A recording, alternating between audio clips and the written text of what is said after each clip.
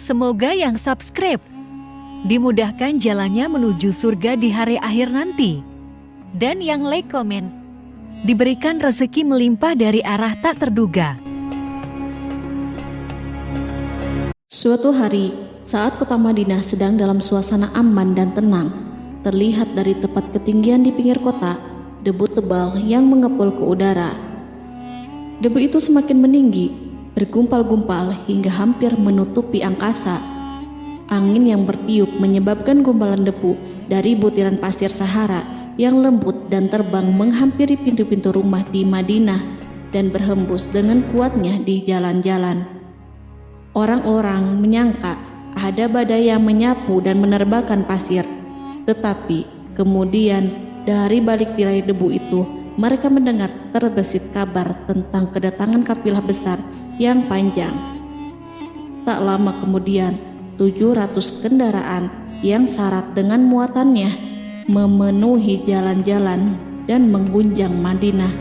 Orang-orang saling memanggil dan mengajak sesamanya untuk menyaksikan keramaian ini serta turut bergembira atas kedatangan harta dan rezeki yang dibawa kafilah itu. Ummul Mukminin Aisyah ketika itu mendengar suara hiruk-pikuk kafilah yang bergerak maju, bertanya, "Apakah yang terjadi di kota Madinah?" Ada yang menjawab, "Kafilah Abdurrahman bin Auf baru datang dari Syam membawa barang-barang dagangannya." "Jadi kafilah itu yang telah menyebabkan semua guncangan ini?" tanya Ummul Mukminin. "Benar, wahai Ummul Mukminin. Jumlahnya 700 kendaraan." Ummul Mukminin menggeleng-gelengkan kepala.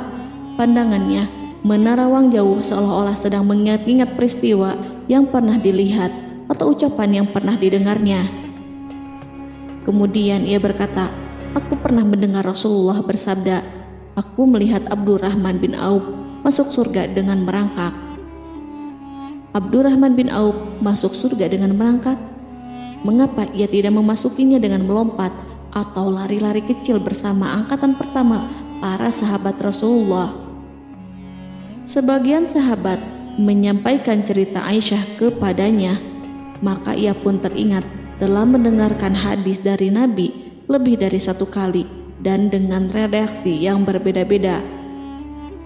Sebelum tali-tali pengikat perniagaannya dilepas, Abdurrahman melangkahkan kakinya ke rumah Aisyah lalu berkata kepadanya, "Engkau telah mengingatkanku suatu hadis yang tidak pernah kulupakan, maka saksikanlah bahwa kafilah ini dengan semua muatannya beserta kendaraan dan perlengkapannya aku persembahkan di jalan Allah." Seluruh muatan 700 kendaraan itu dibagi-bagikan sebagai perbuatan baik yang agung.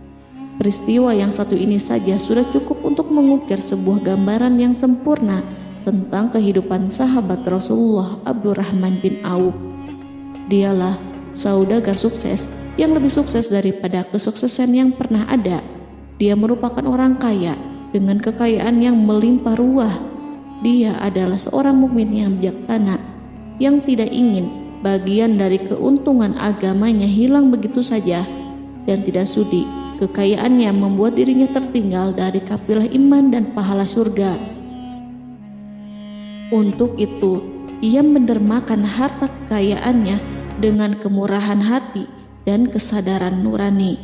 Sebelum saya melanjutkan kisahnya, dimohon kepada pemirsa untuk menonton video ini sampai selesai, serta mohon dukung channel ini supaya semakin berkembang dengan cara like serta berikan komen positifnya. Semoga dukungan pemirsa menjadi pahala dan dimudahkan segala urusan pemirsa di dunia dan akhirat. Bismillahirrohmanirrohim. Abdurrahman bin Auf adalah seorang dari 8 orang yang lebih awal masuk Islam. Abu Bakar datang kepadanya menyampaikan Islam, termasuk kepada Utsman bin Affan. Abdurrahman bin Auf telah memasuki Islam pada permulaan dakwah, yakni sebelum Rasulullah memasuki Darul Arqam dan menjadikannya sebagai tempat pertemuan dengan para sahabatnya yang beriman. Tidak ada persoalan yang tertutup bagi mereka dan tiada keraguan yang menjadi penghalang. Bahkan mereka segera bersama Abu Bakar As-Siddiq menemui Rasulullah untuk menyatakan baiat dan memikul bendera Islam. Sejak menganut Islam sampai berpulang ke rahmatullah dalam usia 75 tahun, ia selalu menjadi teladan yang cemerlang sebagai seorang mukmin yang besar. Hal ini menyebabkan Nabi memasukkannya dalam 10 orang yang telah diberi kabar gembira sebagai ahli surga. Umar mengangkatnya sebagai anggota majelis syuro yang terdiri dari 6 orang yang merupakan calon khalifah yang akan dipilihnya sebagai penggantinya. Cepatnya Abdurrahman masuk Islam telah menyebabkan dirinya harus mengalami penganiayaan dan penindasan dari Quraisy. Ketika Nabi memerintahkan para sahabatnya hijrah ke Habasyah, Abdurrahman bin Auf pun ikut berhijrah. Kemudian ia kembali lagi ke Mekah, lalu hijrah untuk kali keduanya ke Habasyah, dan selanjutnya hijrah ke Madinah. Keuntungannya dalam perniagaan sangatlah besar, hingga mencapai batas yang membuat dirinya merasa takjub dan heran, sehingga ia berkata, "Sungguh aku melihat diriku ini, seandainya mengangkat batu, niscaya aku temukan emas dan perak di bawahnya."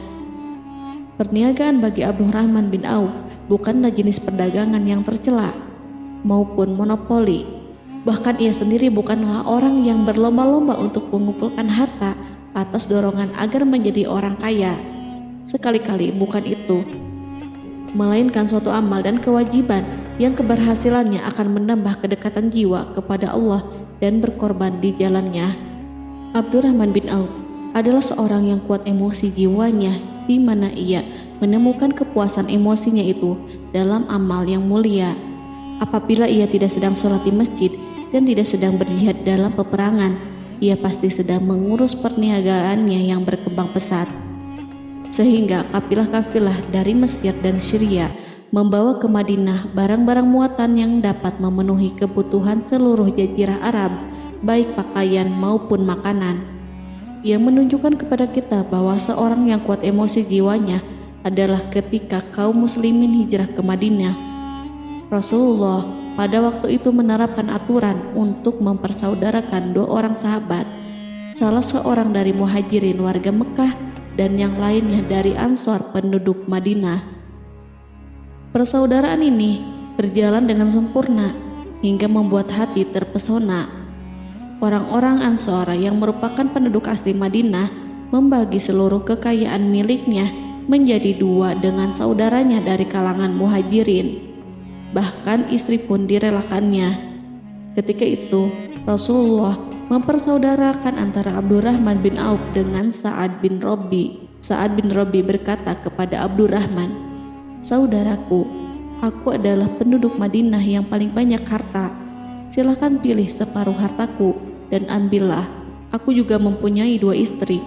Perhatikanlah yang lebih menarik hatimu, dan aku akan menceraikannya sehingga engkau dapat memperistri dirinya." Abdurrahman bin Auf pun menjawab, "Semoga Allah memberkahi dirimu dalam istri dan hartamu. Tunjukkanlah kepadaku letak pasar." Abdurrahman pergi ke pasar. Ia berjual beli di sana dan mendapatkan keuntungan.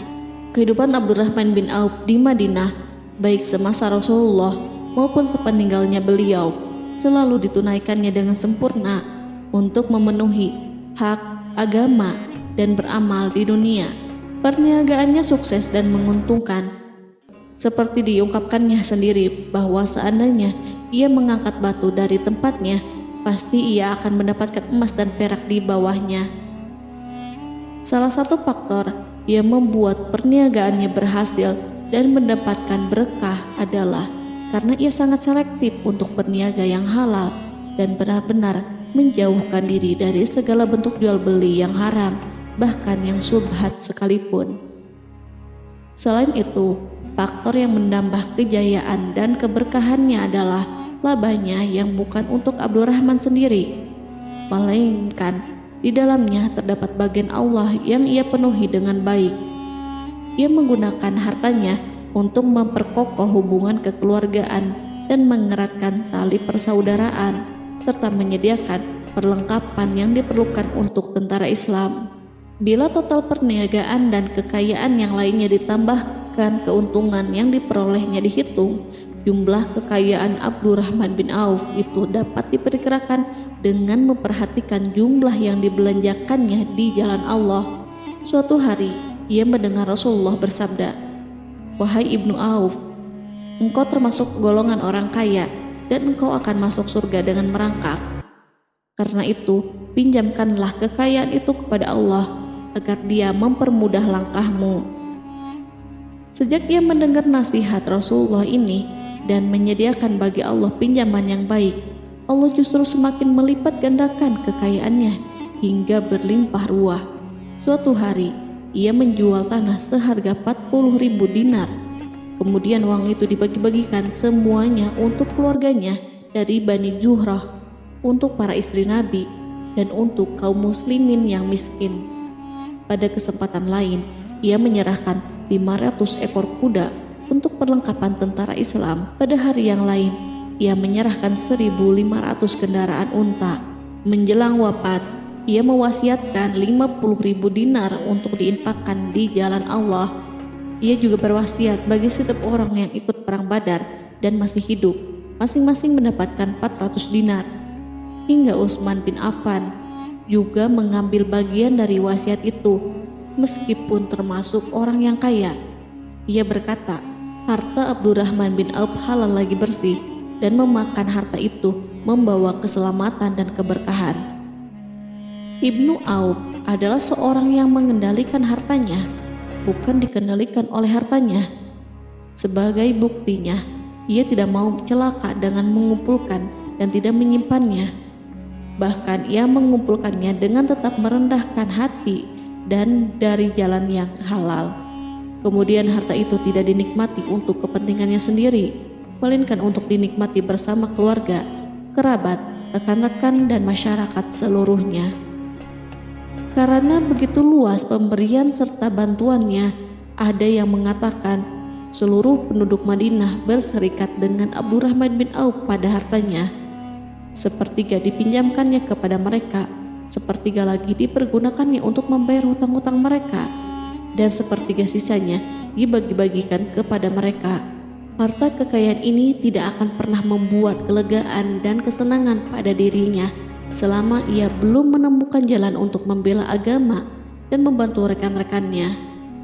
Adapun untuk selain itu, ia selalu merasa khawatir terhadap kekayaannya. Pada suatu hari, dihidangkan kepadanya makanan untuk berbuka karena waktu itu sedang berpuasa. Ketika pandangannya tertuju pada hidangan tersebut, selera makannya pun bangkit. Namun, ia justru menangis sambil berkata, "Mus'hab bin Umair telah gugur sebagai syahid, dan ia jauh lebih baik daripada aku. Ia hanya mendapat kafan sehelai kain yang jika ditutupkan ke kepalanya, maka kelihatan kakinya, dan jika ditutupkan ke kedua kakinya, terbukalah kepalanya. Demikian pula Hamzah yang jauh lebih baik daripada aku. Ia pun gugur sebagai syahid, dan saat akan dikuburkan hanya mendapatkan sehelai selendang. Dunia ini telah dihamparkan kepada kami seluas-luasnya, dan hasil sebanyak-banyaknya telah diberikan kepada kami. Sungguh kami khawatir bila pahala kebaikan kami telah disegerakan balasannya di dunia." Pada peristiwa lain, sebagian sahabat berkumpul bersamanya menghadapi jamuan makan di rumahnya. Tak lama setelah makanan diletakkan di hadapan mereka, Abdurrahman menangis sehingga rekan-rekannya bertanya, "Apa yang membuatmu menangis, wahai Abu Muhammad?" Ia pun menjawab, "Rasulullah telah wafat, dan semasa hidup beliau beserta keluarganya tidak pernah merasakan kenyang makan roti gandum. Apa harapan kita apabila dipanjangkan usia tetapi tidak menambah kebaikan bagi kita?" Demikianlah, kekayaan yang melimpah itu sedikit pun tidak membangkitkan kesombongan dan takabur dalam dirinya. Bahkan orang-orang mengatakan tentang dirinya, seandainya seorang asing yang belum pernah mengenalnya kebetulan melihatnya sedang duduk bersama budak-budaknya, niscaya ia tidak bisa membedakan di antara mereka. Tetapi bila orang asing itu mengenal satu saja sisi jihad Ibnu Auf, dan ujian yang dihadapinya, ia pasti langsung mengetahui siapa dia. Misalnya, ia mengetahui bahwa di badannya terdapat 20 bekas luka di perang Uhud, dan bahwa salah satu dari bekas luka itu meninggalkan cacat pincang yang tidak sembuh-sembuh pada salah satu kakinya. Contoh lain, beberapa gigi serinya rontok di perang Uhud yang menyebabkan kecedalan yang jelas pada ucapannya. Saat orang asing itu tahu salah satu sisi ini, ia pasti menyadari bahwa laki-laki yang berperawakan tinggi dengan wajah berseri, kulit halus, pincang, cedal sebagai tanda jasa dari perang Uhud, itulah orang yang bernama Abdurrahman bin Auf. Semoga Allah ridho kepadanya. Kita sudah terbiasa memperhatikan tabiat manusia, bahwa harta kekayaan itu biasanya menyebabkan seseorang suka berkuasa. Artinya, orang-orang kaya selalu gandrung untuk memiliki pengaruh guna melindungi kekayaan mereka dan melipat gandakan pengaruh itu. Selain untuk memuaskan nafsu demi kebanggaan dan kepuasan pribadi, semua ini merupakan sifat yang biasa dibangkitkan oleh kekayaan. Tetapi bila kita melihat Abdurrahman bin Auf dengan segala kekayaannya yang melimpah, menemukan manusia ajaib yang sanggup menguasai watak dasar manusia dalam bidang ini dan melangkahinya ke puncak ketinggian yang istimewa. Peristiwa itu terjadi ketika Umar bin Khattab hendak berpisah dengan rohnya yang suci dan memilih 6 orang di antara mereka, para sahabat Rasulullah, agar memilih salah seorang di antara mereka untuk menjadi khalifah yang baru. Pada waktu itu, semua jari menunjuk kepada Ibnu Auf. Bahkan sebagian sahabat telah menegaskan bahwa dialah yang berhak menjadi khalifah di antara 6 orang itu. Namun, ia menjawab, "Demi Allah, seandainya diambilkan pisau lalu ditaruh ke atas leherku, kemudian kalian menusukkannya sampai tembus, itu lebih baik aku sukai daripada menerima jabatan tersebut." Demikian, saat awal 6 orang terpilih itu mengadakan pertemuan untuk memilih salah seorang di antara mereka untuk menjadi khalifah yang akan menggantikan Al-Faruq, Umar bin Khattab, Abdurrahman telah menyatakan kepada mereka bahwa ia telah melepaskan haknya yang dilimpahkan Umar kepadanya sebagai salah seorang dari 6 calon yang akan dipilih menjadi khalifah. Dengan demikian, kewajiban mereka untuk melakukan pemilihan itu terbatas di antara mereka yang berlima saja. Sikat juhudnya terhadap jabatan dan pangkat ini dengan cepat telah menempatkan dirinya sebagai hakim di antara 5 orang tokoh terkemuka itu. Mereka menerima dengan senang hati agar Abdurrahman bin Auf menetapkan pilihan kepada khalifah itu terhadap salah seorang di antara mereka berlima. Ali mengatakan, "Aku pernah mendengar Rasulullah menyifatimu bahwa engkau adalah orang yang dipercaya oleh penduduk langit dan dipercaya pula oleh penduduk bumi." Ibnu Auf akhirnya memilih Utsman bin Affan untuk jabatan khalifah dan lainnya pun menyetujui pilihannya. Itulah hakikat seorang laki-laki yang kaya raya dalam Islam. Apakah Anda telah memperhatikan bagaimana Islam telah mengangkat dirinya jauh di atas kekayaan dengan segala godaan dan penyesatannya itu, dan bagaimana ia menempa kepribadiannya dengan sebaik-baiknya? Pada tahun 32 Hijriah, tubuhnya berpisah dengan roh. Ummul Mukminin Aisyah memberinya kemuliaan khusus yang tidak diberikan kepada orang lain dengan memberikan usulan kepadanya ketika ia masih terbaring di ranjang menuju kematian agar bersedia dikuburkan di pekarangan rumahnya berdekatan dengan Rasulullah, Abu Bakar, dan Umar. Namun ia memang seorang muslim yang telah dididik Islam dengan sebaik-baiknya, sehingga merasa malu bila dirinya diangkat dan disandingkan dalam kedudukan tersebut. Selain itu, ia telah membuat janji dan ikrar yang kuat dengan Utsman bin Maz'un, yakni jika salah seorang di antara mereka meninggal sesudah yang lain, hendaklah ia dikuburkan di dekat sahabatnya itu.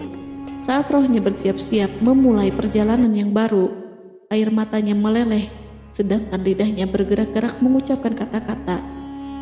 Aku khawatir dipisahkan dari sahabat-sahabatku karena kekayaanku yang melimpah ruah. Namun, ketenangan dari Allah segera menyelimutinya. Lalu senyuman tipis menghiasi wajahnya disebabkan sukacita yang memberi cahaya dan kebahagiaan yang menenteramkan jiwa.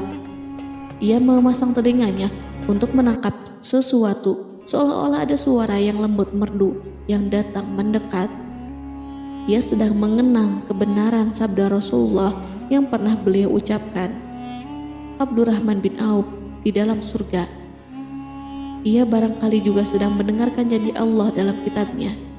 Orang yang menginfakkan hartanya di jalan Allah, kemudian tidak mengiringi apa yang diinfakkan itu dengan menyebut-nyebut dan menyakiti perasaan penerima, maka memperoleh pahala di sisi Rabb mereka. Tidak ada rasa takut pada mereka dan mereka tidak bersedih hati. Quran Surat Al-Baqarah ayat 262.